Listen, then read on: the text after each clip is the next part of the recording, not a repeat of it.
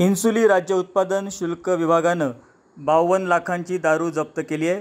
ही कारवाई गुरुवारी रात्री करण्यात आली। या प्रकरणी 6 चाकी कंटेनर जप्त करण्यात आला असून दोघांना ताब्यात घेण्यात आलं आहे।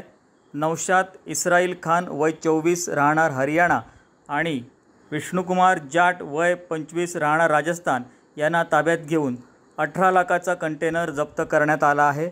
जप्त करण्यात आलेल्या एकूण मालाची किंमत 70,13,200 एवढी आहे।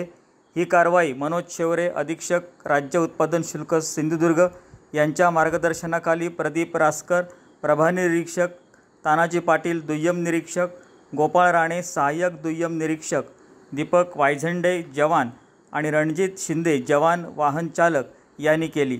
या प्रकरणाचा तपास प्रभारी निरीक्षक प्रदीप रासकर तपासणी नाकास इन्सुली हे करत आहेत। मंगल कामत, सिंधू रिपोर्टर लाईव्ह, बांदा। नवनवीन व्हिडिओ न्यूज पाहण्यासाठी सिंधू रिपोर्ट लाईव्ह चॅनलला सबस्क्राइब करा, बेल आयकॉन बटन दाबा आणि अपडेट रहा।